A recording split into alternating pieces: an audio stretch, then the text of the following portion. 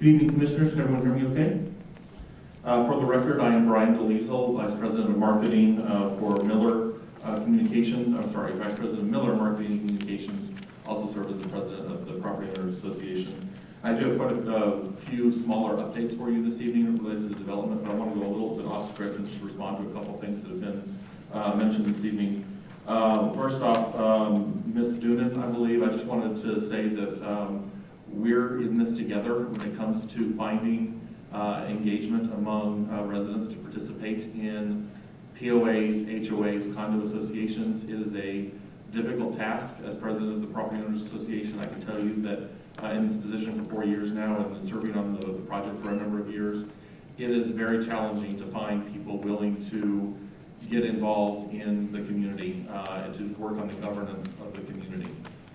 Fortunately for the Miller HOA or the Miller POA, we've now formed a recruitment committee that is responsible to help find people to serve on a variety of committees, to eventually serve on the master board and the mixed use board, the ECTC board. It takes a lot of effort and a lot of energy to encourage people to come to after-hour meetings, to weigh in on Robert's Rules of Order, to review minutes, all the things that we do here in this meeting, but also on a regular basis. So I just want to share sympathies for your association as you start that process. And I can't speak specifically for the recruitment committee this evening, but I would imagine that as the recruitment committee is looking for members to serve on various committees of the Miller POA, they might be able to help the Miller condo associations. Perhaps they can help in their efforts to recruit folks to join your condo association and other condo associations as well. I also just wanted to mention real briefly as it relates to the last item on the affordable housing components, just a couple of points of order. I'm not an expert on our affordable homes program, but I do not believe we will be like Stapleton or Park City. I don't believe our system, the way it's set up, allows for what has happened at Central Park, I think is the new name of Stapleton, so I just wanted to clarify that piece of it. I also wanted to encourage or recommend, or whatever word you want to use, as you are working with the city council or city staff, whether it's EDD or housing department or other organizations as it relates to the long-term success of the Affordable Homes Program, I want to encourage or recommend that you continue to also talk to the Miller Foundation, to Catellus, to Economic Development Department, because we want this to be successful. It's not a matter of just goodwill. We really want this to be successful long-term, and I know that the Miller Foundation and the board are working on a lot of elements. I think they brought up some of that at the last meeting that they presented in November, and I think this commission was encouraged by some of that. There's still a whole lot more that needs to be done. Fortunately, we still have a little bit of time to do it. I know there's conversations about who does the Miller Foundation report to after Catellus is gone. Well, there's still going to be a board, just like every nonprofit organization in the city. There's talks about perhaps providing an annual report that goes not just to any one entity, but is posted on their website for anyone to see, their financials to be able to see, and then possibly even engaging specifically with the housing department. That's all being discussed right now. So just wanted to kind of give you that sense of encouragement that all that is being discussed, even if we don't have the answers for that today. So just want to share that with you. Back to the script then. I thought I'd start with the winter storm, yet another one that we've had in the past several years. Within the week, though, of our ice storm, we do have a new landscaping company, Urban Dirt, that I want to sing their praises for a moment. They, within the next day of when it was safe to do so, they were out there on site taking the limbs down that had snapped off but not had completely come down and moved them to a safe area. The priority was to clear roadways, sidewalks, and alleys first, followed by residential areas, followed by commercial areas, followed by parks areas, and they have followed that process. They're now in the process of removing those limbs or chipping them away. They've set up a chipping area over by the food trailers for them to dump the chipped items. We've done it that way mainly for them to be efficient, rather than having to go to the mulching station in Round Rock every few hours to remove limbs and take them there.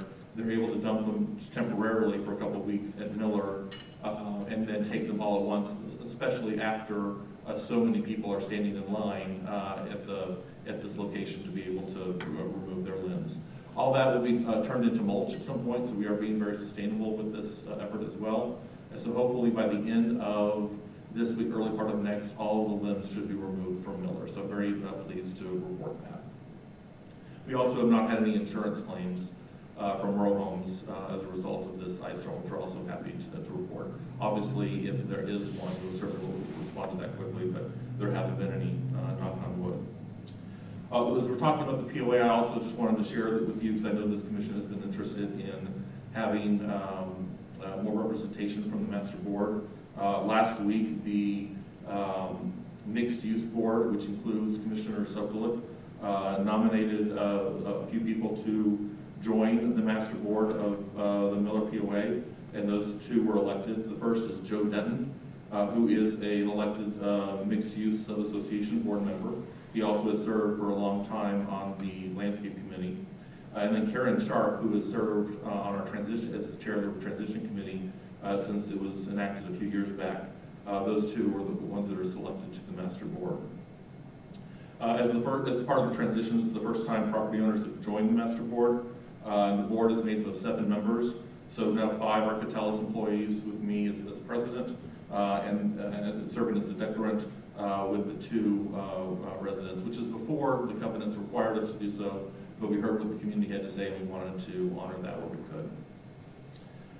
Switching gears a little bit, I want to talk about some new businesses that are joining the Miller community. We'll start at the Regional Retail Center, which, as a reminder, is at I-35 and 51st Street, and I'll point it on the map.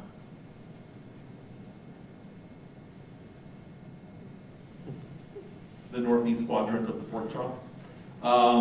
First of all, Ike's Sandwich Shop is going to be taking over the Witch space near Starbucks and Chipotle sometime this winter. Sephora will replace Rue 21, and then Bento Teppanyaki will replace Tino's Greek Cafe. Tino's Greek Cafe also in that area near Witch. I don't have a timeline for any of those businesses. We don't work with them directly, but as soon as I have that information, I'm more than happy to share that with you all. In the Aldridge Street District, a couple updates for you there as well. We just heard today, Sweet Greens is scheduled to open on Tuesday, February 28th. They're going to be doing some public opportunities to taste their new salads. I'll be sharing that in the Miller Messenger on Friday. And just as a reference, Sweet Greens is moving into what we refer to as the Alpha Building. This is the building the Teachers Retirement System will be moving into later this year. It's across the street from Alamo Draft House. And then Veracruz All Natural anticipates opening sometime before spring break. Hopefully even before, maybe by the end of this month, but I want to give a little extra time if something comes up. So we're very excited to welcome. Veracruz is already on site at the food trailer at Bryant Airport Boulevard, but their first brick and mortar location in Miller will be located where the chicken place is, now the name escapes me, in the Diamond Building across from Youngblood's. Yes, thank you. JT Youngblood was the previous tenant in the space. So they'll be near Lake Park and the amphitheater there. Well, we're talking about Aldrich Street, the Simon Garage, which is the new second district garage, with the official name for it now, has now opened. The first 2 floors are open for public use. This is the garage attached to the Alpha Building, which is behind Marafuku, and will be Sweet Greens. It'll operate just like the first district garage in McBee.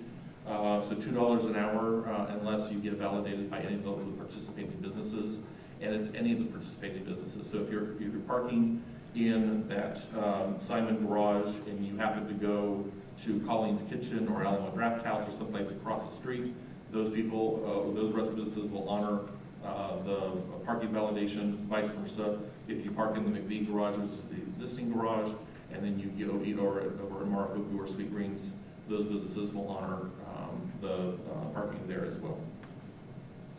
I have some upcoming events for you. We're now into the spring season, so we're excited to announce a few items.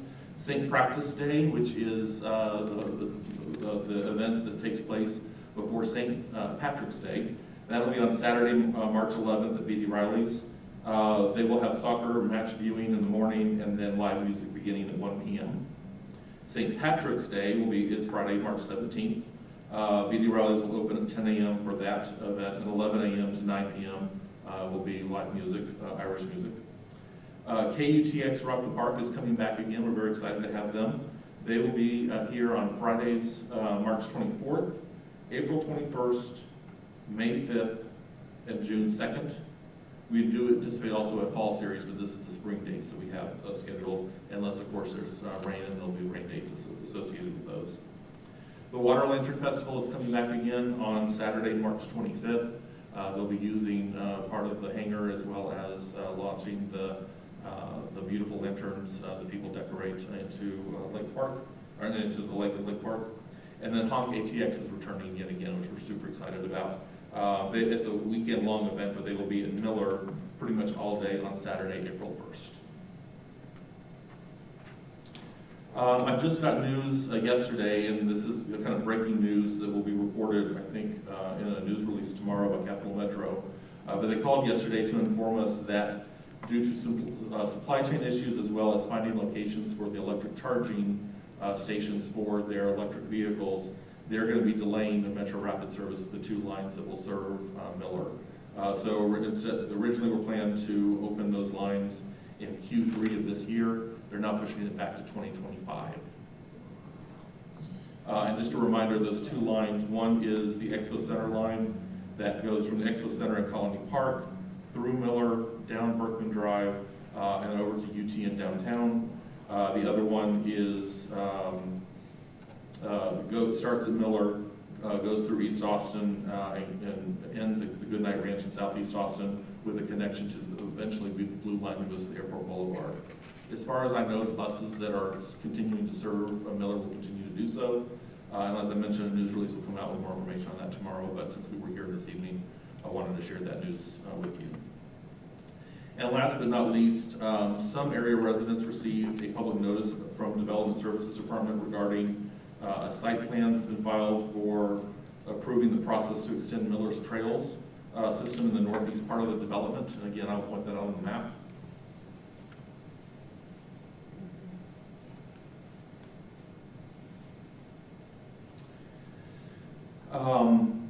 As shared with Miller Commission before, there are plans to establish more trails in this area, including around the adjacent middle school, the adjacent around the CTEC offices, and along the Maynard Road for Rathgaber Village. The site permit is simply one stretch of that system, and there are many more steps to be involved. We had hoped that a representative from RVI, which is the parks planner that is designing these greenways, and also recently presented to you on the park that is going to be south of the middle school. We were hoping that they'd be able to join us this month, but unfortunately they were not available. So I believe the plan is to see if we can have them come to next month's meeting and provide you an update about those trails as a whole. And with that, that concludes my update. I'll take any questions. Commissioners' questions? Kathy? I have kind of a ridiculous question. Can we not use the chips here? Like, do they need to set, I guess, for a while before they can use? It's a good question. I asked if it was possible to actually use chips either for the POA mulch or if residents wanted to come and get it. Yeah. And I was told by the landscaper that this particular type of chipping is not good for mulch. The weeds will just come right through it. Okay. So that by turning it into mulch at another location 2 years from now, actually some of them may come back to Miller when they purchase the mulch from this company, because they try to be a purchase local, but it's not good for mulch in its current stage. Good question. Thanks. Yeah, thanks for asking that. It's not a ridiculous question at all. I had another one, but I forgot it, so never mind. Okay. Well, that is ridiculous. Yeah. Corky. Brian, I just wanted to thank the work that was done by the landscaping group. It was very prompt and good. We had some dangerous situations in our area, and were attended to really well. The people who came couldn't have been nicer. It was really a wonderful, more than appropriate, welcomed and prompt response to that danger. Thank you. I appreciate that, and I'll share that with them because they appreciate those kind of comments. And I will also say that the POA staff appreciates those kind of comments because for the end of last year, we were getting different set of comments related to the landscaping. So it's nice to see we actually have had a lot of positive responses. So thank you. Yes, Kathy. Can I ask about a roof update for the row homes? I will hopefully have something very soon. I don't have an update for you this evening, but we are working very hard on something, and it's positive, but I don't have enough to share tonight, unfortunately. Thanks. Yes, Dave. This may be a little outside of your knowledge base, but I'll ask anyways. I think there's a small grocery that was talking about coming into Staples. Am I imagining Sprouts?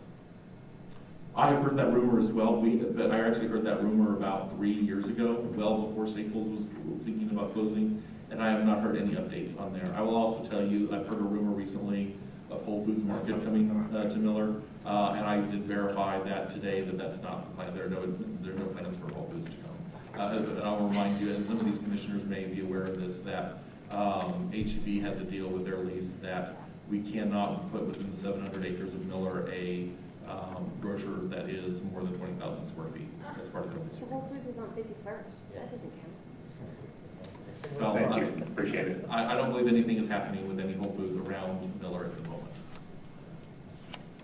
Commissioners, yes, Ken. Was that 700 acres or 700 feet? 700 acres within the Miller development. 700 acres, okay. They can go across. Commissioners, other questions? Yes, I agree with, I just, I don't know that, it's probably everybody knows, but just, can you say it again, what's happening with, and I think is it Dr. General Marshall, whatever the school name is? The schedule, and how that's going to open, this phase, do you know it? I know it, but not enough to be able to articulate it for you. I can tell you that it's my understanding that this spring, they should be generally completed with the general construction of the project. But obviously, from a school semester standpoint, they won't have any openings, or it won't open until this next school year, which would be August of 2023. They have had some public conversations about phasing it in, that there would be only sixth grade would go there for the first year, and then they would add a grade each year until they're full up. They're having conversations now about boundaries and locations, but it's really for them to, they haven't decided anything. I haven't heard any updates in a little while on that. I need to get some more information if they've made any decisions on that. But you would need to probably speak to AIC specifically about their plans. Thank you. Other questions? Yes, Ken. Brian, do we know anything where UT stands at this point? I'm sorry, ask that again? Do we know where UT might be in their future plans? I don't have any information on UT tonight, I'm sorry. It's okay. Commissioners, other questions? Courtney. A comment, I don't expect an answer to this. I was walking over here tonight looking at all the vacant commercial property land around the Central Core and thinking about the UT land. And, it's the whole thing about the transition, which weighs on my mind somewhat. When you start to think about that question we have about what is the cutoff date or what is completion, and how does that date jive with or have a relationship with, align with the end of the MDA. So for that phase after the MDA expires, let's say it expires when it's supposed to, who manages and how do we manage construction, development of undeveloped property here? I'm sure, I know there's got to be some kind of governance mechanism for that, and maybe the POA or the extension of the contract. But the reality of 20 months from now, completion of the MDA, termination of the MDA, didn't quite fit with the build-out. Just a comment. I can speak a little to it. Yeah. I'll tell you that with the exception of UT, any of the existing land that has not been developed yet, in most cases has been spoken for or will be spoken for, and construction will have begun before, sorry, I speak a lot before development, before the MDA has expired. And so Catellus, and I would imagine that Catellus will still be responsible for ensuring that that is completed as specified. The new construction council will also remain in some form or fashion. They may not meet as often as they do going forward, but let's say, for example, the regional retail center at 51st and on I-35. You know, as many of you know, it's designed that if it, you know, decides to no longer be a regional retail center and then decides to have mixed use or have residential, the new construction council would be, you know, formed again, whether it's the same people or not, to review all of that stuff. And then, of course, it still has to go through the city process, permitting, and et cetera. So even though we're coming to a specific date at the end of 2024, there still will be people involved in ensuring that construction is done within the design guidelines of Miller, except and there'll be community input on a variety of those things as we go forward too. Thank you. Commissioners, other questions? Yes, Mark? In Windsor Park, we have a group called the Contact Team that is oversight of development that occurs within our neighborhood. And I'm wondering, is there going to be a contact team here in Miller?